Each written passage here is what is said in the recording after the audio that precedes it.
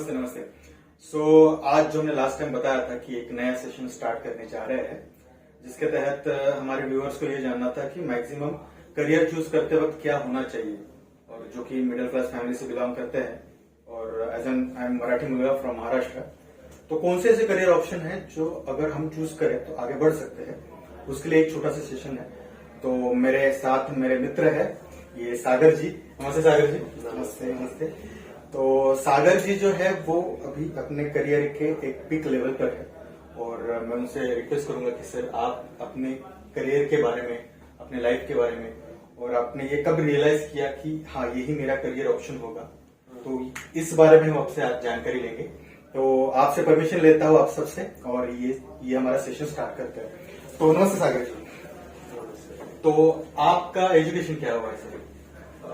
मैंने मेरा एमबीए किया है मार्केटिंग में, तो मैंने कार्डिफ से एमबीए किया है वेल्स यूके से।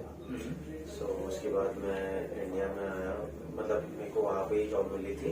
अनफॉर्चुनेटली ब्रेकिंग की वजह से वो कंपनी वहाँ खुली नहीं। तो मेरे को एक दुबई का भी ऑप्शन था, but I felt India is better, so I came in India because it वो बड़ी कंपनी थी इंडिया में, जानी मानी कंपनी है, अमंग टॉप 5 कंपनीज है, तो वहाँ काम किया मैंने। फिर रियल एस्टेट में था, रियल एस्टेट में मैंने 3 साल काम किए। फिर उसके बाद फूड सेक्टर में शिफ्ट हो गया, तो फिर domestic as well as international sales देखने लग गया।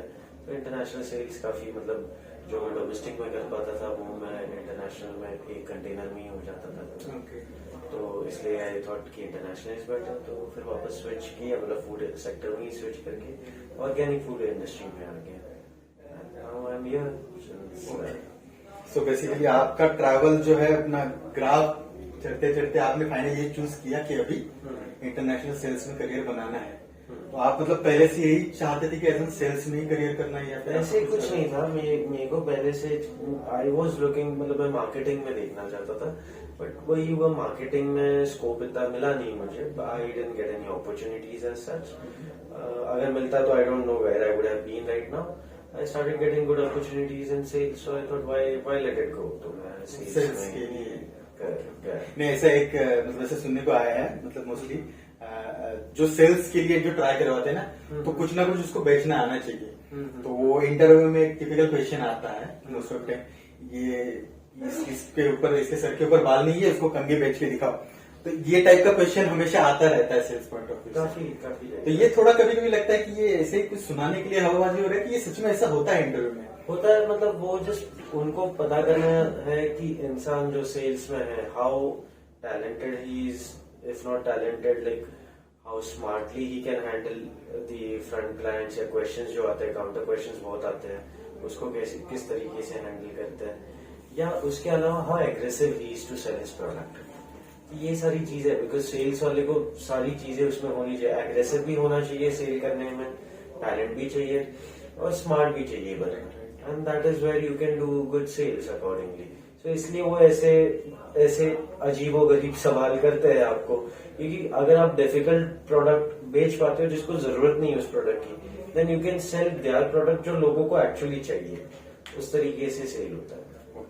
सो बेसिकली आपने जब ये चॉइस किया कि आपको अभी ये सेल्स में ही आगे करियर करना है, तो बट ऑब्वियसली ये चीज आपके लिए भी नहीं हो सकती है, क्योंकि कॉलेज में जो पढ़ाया जाता है, जो थियरी प्रैक्टिकल्स होता है, इससे अलावा ये थोड़ा बाहर का अलग हो जाता है पूरा। तो उस माहौल में एडजस्ट करने के लिए आपको कितना टाइम लिया?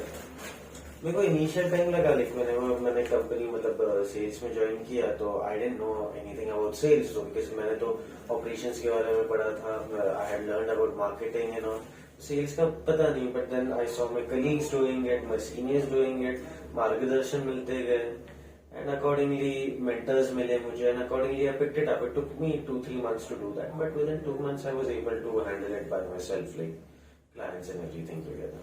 So कॉन्फिडेंस लगता है शुरुआत में, एक बार कॉन्फिडेंस होता है, एक बार आपका पहला सेल हो गया तो फिर कोई दिक्कत नहीं हो, अपने आप कॉन्फिडेंस आ जाता है, तो आप आराम से कर लेते हैं। वो एक्चुअली वो अभी मुझे याद आया कि आपने भी जो बोला कि आपका पहला सेल हुआ था, आई थिंक ये तो बात है कि पहला प्यार और पहला सेल याद रहता है। आपको भी याद है वो कौन सा सेल था आपका पहला? हाँ जी, मेरा था, मतलब एक I was working with hotel sales, तो मैंने एक पार्टी क्रैक करी थी, एमएनसी थी, So they had given me 500 room nights for the entire year. So it was like 4,000 rupees per room night. तो 500 room night का हमने कॉन्ट्रैक्ट साइन किया था ये। वो उस टाइम पे आप रियल एस्टेट में थे? उस टाइम पे इसमें थे हम होटल इंडस्ट्रीज में थे, right. So before MBA, that is what. Before MBA?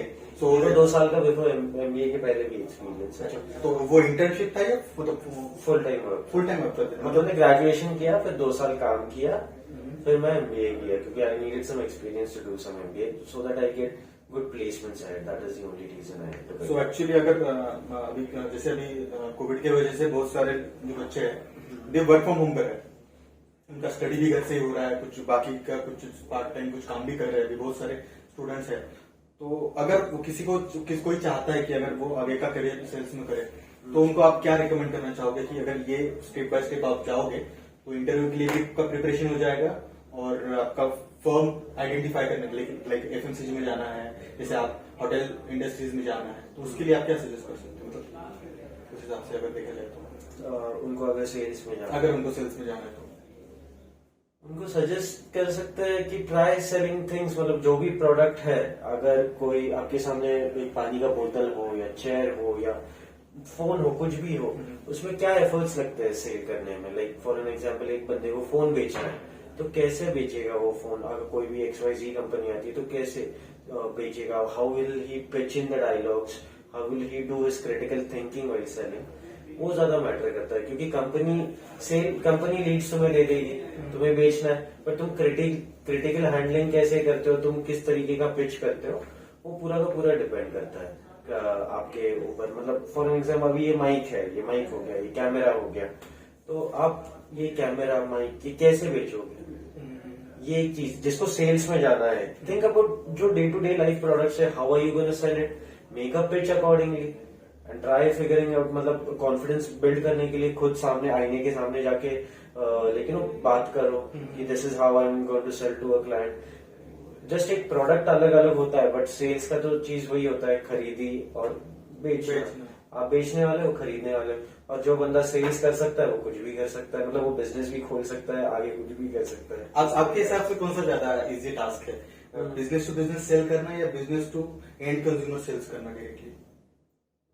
Product पे डिपेंड करता है एक्चुअली, किस प्रकार का प्रोडक्ट है। FMCG प्रोडक्ट कंसिडर करें तो FMCG प्रोडक्ट करोगे तो consumer is better because you know once consumer के साथ आप मतलब आपका खुद का ब्रांड है और कंज्यूमर में आपका ब्रांड काफी चल गया, people are gonna buy from you only. But B2B में रहेगा तो किसी और का ब्रांड रहेगा, आप उसके लिए पैकिंग करके दे रहे हो, सब कुछ मेहनत आप कर रहे हो, वो बस मार्केटिंग ब्रांडिंग कर रहे हैं, उसका बड़ा नाम बन रहा है।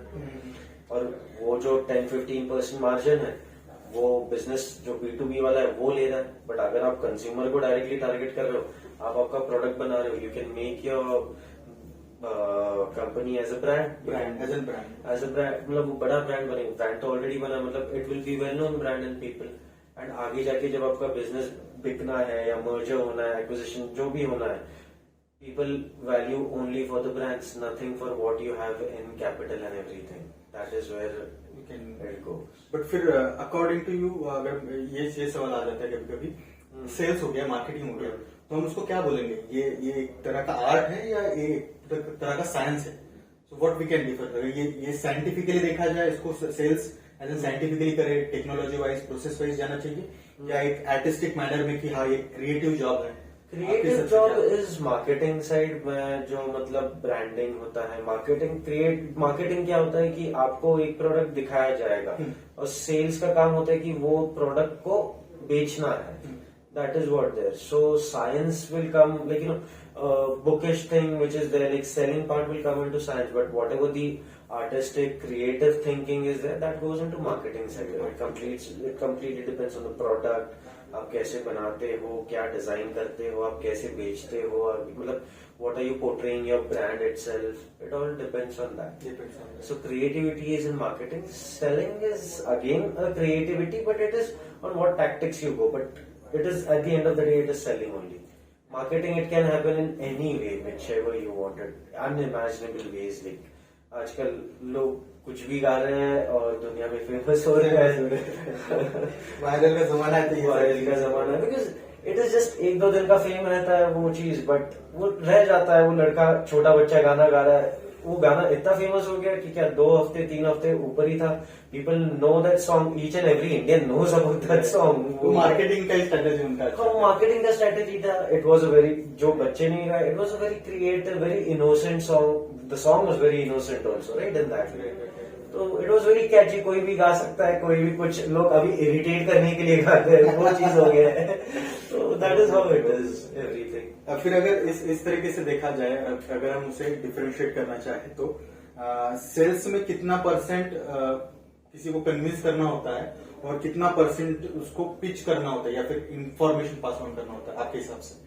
Percent as an idea, for example, अगर कोई क्लाइंट है, एक इंडिविजुअल सेल्स पर्सन उनके साथ मीटिंग कर रहा है, तो आप उसको क्या सजेस्ट करोगे आपके हिसाब से कि वो क्लाइंट को कितना परसेंट, अगर हम मतलब कितना परसेंट का पार्ट है कन्विंस करने का, और उसमें से कितना परसेंट आपको बस प्रोडक्ट का इन्फॉर्मेशन देना? आपके हिसाब से क्या ज्यादा इंपॉर्टेंट है, रिलेशन या फिर डायरेक्टली इन्फॉर्मेशन?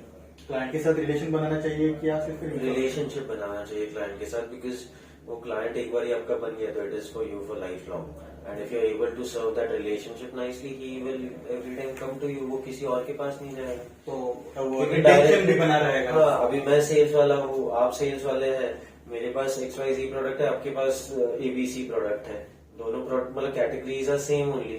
मैं उसको जाके बोलता हूँ मेरा रिलेशनशिप ऑलरेडी उसके साथ है, बट आपका नहीं है, बट आपने रिलेशनशिप बनाया उसके साथ, तो मेरी रिलेशनशिप कहीं डगमगा गई, वो चीज हो गया और आपने बेच लिया वहां पे। At the end of the day पूरी दुनिया इमोशंस पे चलती है, सेल्स भी पूरा इमोशंस पे चलता है। वो सामने वाला बायर भले आपको 2 रुपए ज्यादा भी दे, बट वो इमोशन पे चलता है। और अगर एक बार रिलेशनशिप बन जाती है, आपको आपके टारगेट्स अचीव करना है, तो आप क्लाइंट को बोलते भैया मुझे नहीं पता, मेरे को मेरा टारगेट अचीव करना है, मैं आपको ये 10 टन या 2 बॉक्स 3 बॉक्स या what ever that software, anything which मैं आपको दे रहा हूँ, आप ले लो, पैसे भले 2 हफ्ते बाद देना, 3 हफ्ते बाद देना। तो ये रिलेशन के बेसिस पर बिजनेस करियर मतलब ये चल सकता है, अच्छी तरीके से चल सकता है। हाँ, क्योंकि आगे एक बार आप कॉलेज स्कूल से निकल जाते हो तो आपके दोस्त कैसे बनते हैं? राइट, तो ये इसी तरीके से मतलब आपके बिजनेस में बनते हैं, आपके ऑफिस में बनते हैं, आपके क्लाइंट्स रहते हैं, वेंडर्स रहते हैं, आपके नेबर्स रहते हैं, आप जिनके साथ ट्रैवल करते हो या वर्कआउट करते हो या स्पोर्ट्स खेलते हो, वो सारे दोस्त बनते हैं। बट जो स्कूल और कॉलेजेस में रहता है वो वहां पे आपके एक्चुअल दोस्त बन जाते हैं, जो आपही के साथ हमेशा रहते हैं, जो आपको आग बंद करके कभी भी आप मतलब कोई भी सिचुएशन में they try to help you. That is what. तो ये यकीन मान के चलते हैं कि करियर जब स्टार्ट हो जाता है तो इस तरीके से जो फ्रेंडशिप बिल्डअप होती है वो थोड़ा अनोखा होता है अंदाज, मतलब काम भी हो रहा है हमारा, हाँ, रिलेशन भी मेंटेन हो रहा है। ये सब देखो, दुनिया में हर किसी को कोई ना कोई तो चाहिए, दैट इज इट। और इंसान क्या हो जाता है, एक दूसरे के साथ कभी कभार है ना थक भी जाता है। अगर एक ही बंदे के साथ 10 सालों से और उसी के साथ रह रहे तो थोड़ा थक भी जाता है। तो ही लुक्स आउट की थोड़ा सा और लोगों को मिले, जाने, ये करे। फिर इंसान बाहर जाता है, मिलता है लोगों को, फिर उनका ये होता है कि यार ये तो बकवास इंसान है, जो मेरे दोस्त है वही अच्छे हैं, ऐसे भी हो जाता है। या वो बोलते हैं यार शुरुआत में अच्छा था, अभी अच्छा नहीं है, या बोलते हैं ठीक है अच्छा है, दोस्त बनाने लायक है। वैसे भी it depends on, everything is emotional. ये चीजें इंडिया में ज्यादा बेहतर हो जाती है क्योंकि इंडिया में बोलते ना वो एक पीपल कनेक्ट रहता है इमोशनली। हाँ, इंडिया में पॉपुलेशन भी ज्यादा है, तो इंडिया में लोग एक दूसरे से बात बहुत करते हैं as compare to outside India. Population वहाँ की कम है, अभी जो यूएस की पॉपुलेशन इंडिया की आधी भी नहीं है, तो वहां पे, और जमीन तो इंडिया से ज्यादा है, तो लोग एक दूसरे से बात नहीं करते, उधर एंटरटेन नहीं करते। मतलब आप स्टोर्स में चले जाओ, हाय हेलो ऐसे बोलते नहीं। और ये जो ऑनलाइन प्रोफाइल मतलब दोस्ती बनाने के लिए जो वेब एप्स वगैरह आए हैं, वही से तो ओरिजिनेट हुए। इंडिया में क्या जरूरत है इसकी? तो ये प्लेटफॉर्म हम मान के चले सेल्स के लिए भी ये बेहतर हो जाएगा। हाँ, it's kind of a selling. You're selling yourself. Right. You're selling yourself so that the other person likes you. तो यार ऑन डेली बेसिस अगर देखा जाए तो हर चीज हम सेल ही कर रहे हैं। हर चीज आप सेल ही कर रहे हो, मतलब आप आपका खुद का सेल कर रहे हो, आप कुछ कर रहे हो नहीं, बस सेलिंग ही हो गया। आप अच्छे कपड़े ला रहे हो, अच्छे खरीदी कर रहे हो, अच्छा पहनना चाहते हो, सब कुछ अच्छा लेना चाहते हो। Why? So that you look good, which will make you happy. When you are happy you will represent yourself to others happily. Main चीज तो खुद को भी हैप्पी कर लो, वो चीज। तो ये तो चीज थी इंडिया के रिगार्डिंग। मतलब आपने अब तक जितने भी करियर प्लेटफॉर्म पे आपने एस्टेब्लिश किया है तो उसमें इंडिया से रिलेटेड डोमेस्टिक लेवल में आपने ज्यादा काम किया है, तो आई थिंक मुझे ये पता है कि आप अभी जो रिसेंटली काम कर रहे हो वो एक्सपोर्ट में है, आपका जो मेजर एरिया ऑफ इंटरेस्ट है वो उसका है। तो उसके बारे में कुछ बताइए सर कि कितना टाइम हुआ कि आप उसमें है अभी, और किस तरीके से आपका ग्रोथ लेवल बढ़ता जा रहा है एक्सपोर्ट के करियर में।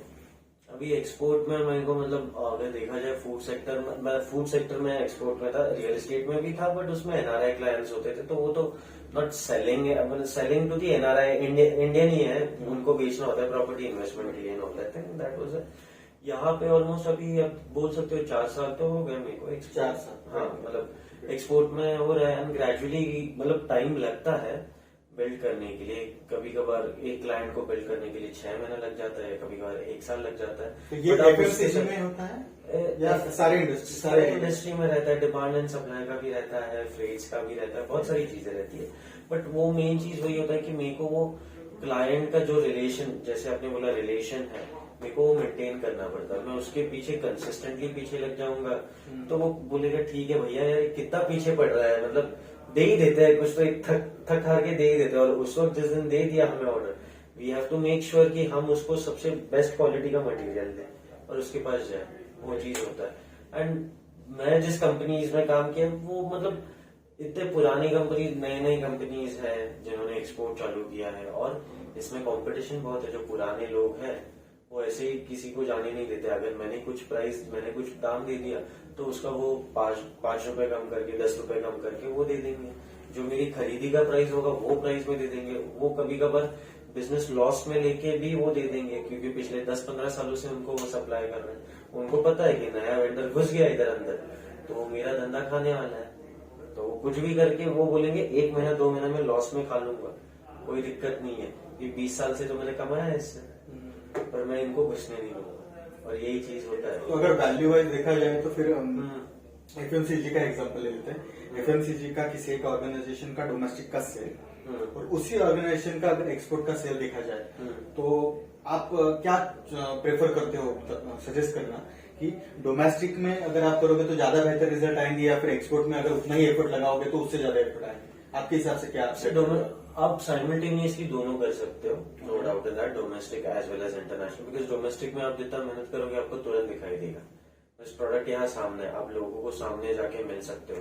और इंटरनेशनल सेल्स में आपको जाके उनके कंट्रीज में जाके उनको जाके कन्विंस करना पड़ता है। That is how it is, it's travelling, it's investment which is होता है, इट्स नॉट कि नहीं होता है, इट टेक्स टाइम।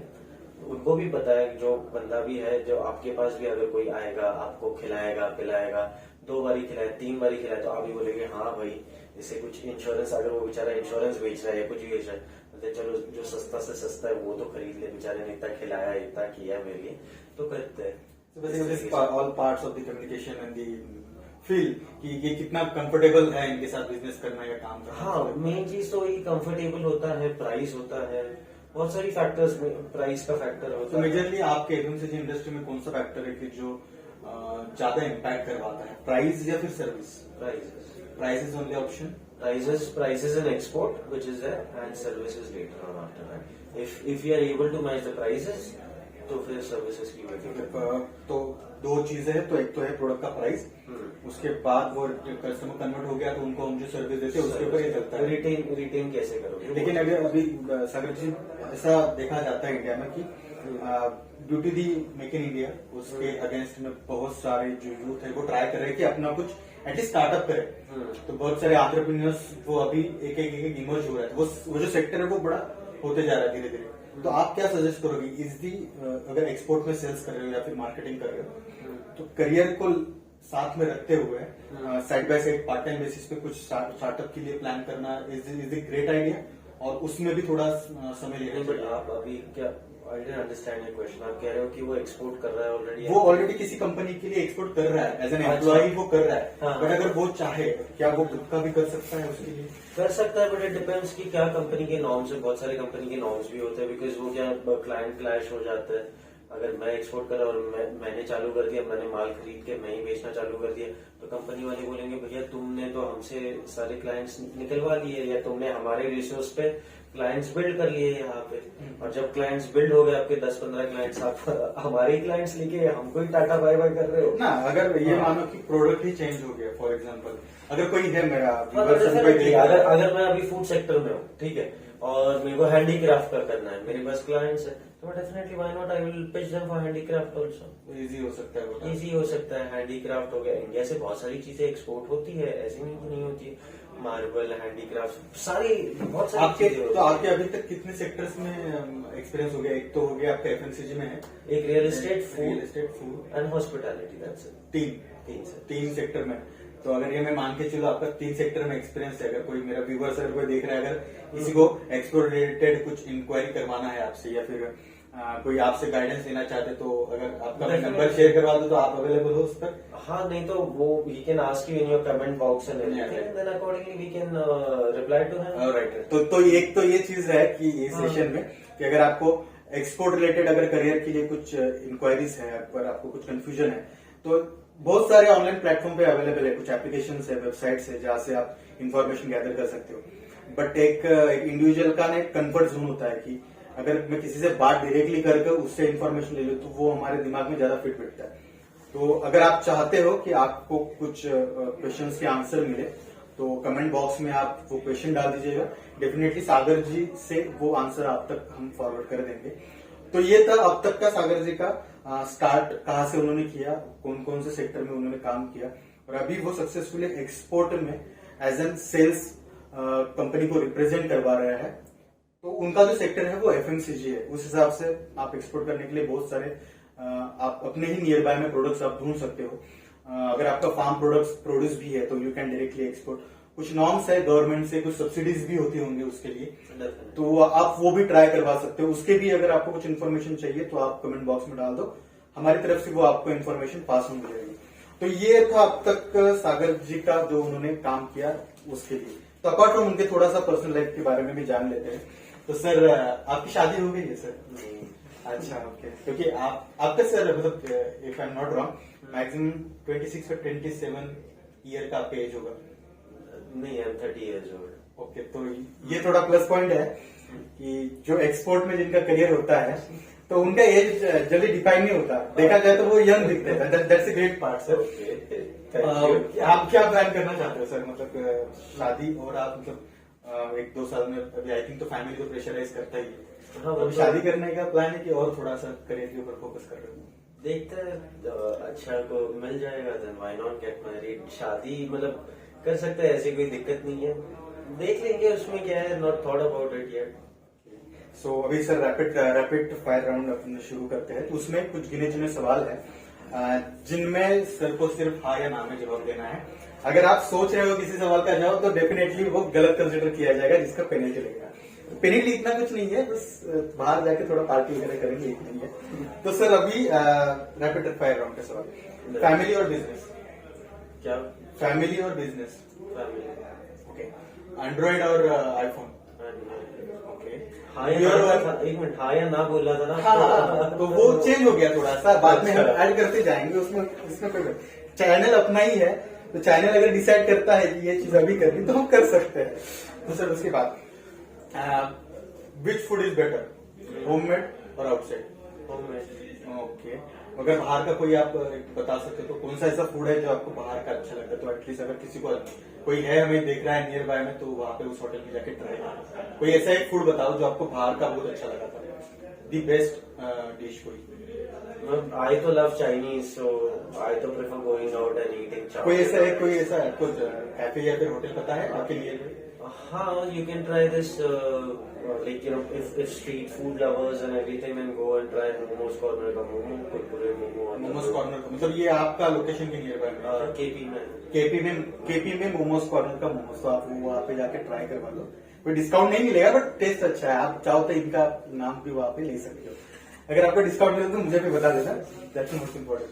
अच्छा, इसके अलावा अगर आप कोई बिजनेस शुरू करते हो तो आप उसमें which will be a better option, angel investor या फिर वेंचर कैपिटलिस्ट? बिजनेस के बारे में I have not thought about it, so I can not comment. So only that will be okay. तो ओके, तो ये बस इतने ही सवाल का था, इतने सवाल में ही बस हो गया, क्योंकि इससे ज्यादा अगर सवाल करेंगे तो शायद इनके ऊपर हमको बायोग्राफी लिखनी पड़ेगी। तो उससे अच्छा अभी ये था इनका अभी तक का सफर।